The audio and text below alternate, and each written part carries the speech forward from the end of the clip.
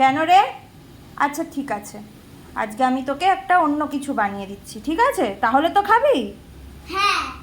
ওকে, যাও ঘরে যাও। তো আমার গুটি গুটি পায়ে এসে বলে গেল যে সে নাকি নিরামিষ তরকারি দিয়ে ভাত খাবে না, কিন্তু আমাকে তো তাকে খাওয়াতেই হবে। তাই প্রথমে একটা এইরকম পেস্ট বানিয়ে নিলাম আদা বাটা এবং সমস্ত রকম গুঁড়ো মশলা দিয়ে। তার সঙ্গে একটু সয়াবিনকে নুন দিয়ে সেদ্ধ করতে দিয়েছিলাম। আলুটাকে এরকম সাইজের একটু কেটে নিয়েছিলাম, তার সঙ্গে দুটো টমেটো পেস্ট করে নিয়েছিলাম, আর ওই যে যে গুঁড়ো মশলা দিয়ে একটা পেস্ট বানিয়েছিলাম সেটা। আর ফোড়নের জন্য গোটা গরম মশলা, একটা শুকনো লঙ্কা আর একটু তেজপাতা রেখেছিলাম। সয়াবিনগুলো সেদ্ধ করে জল ঝরাতে দিয়েছিলাম।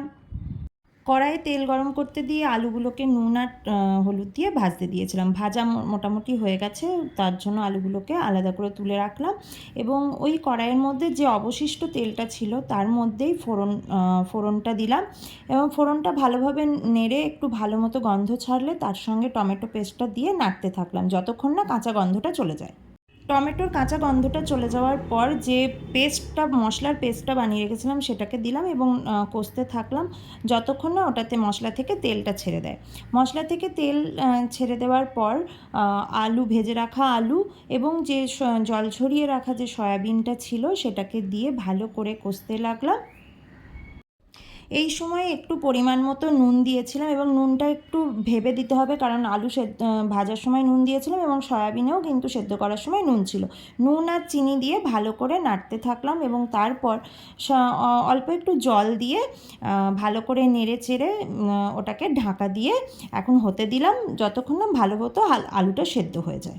মোটামুটি এখন হয়ে গেছে, আলুও মোটামুটি ভালো মতো সেদ্ধ হয়ে গেছে। তো চলুন এবার কিছু একটা করা যাক। মেয়ে যেহেতু বলেছিল ভাত দিয়ে তরকারি খাবে না, মানে নিরামিষ তরকারিও খাবে না, তো তাকে এই রকমভাবে করে দিয়েছিলাম একটু বিরিয়ানি স্টাইলে। তো বিরিয়ানি বানাতে গেলে যেমন যেমন যা যা দিতে হয় সেরকমই দিয়েছিলাম, যেভাবে সাজাতে হয় সেইভাবে সাজিয়েছিলাম।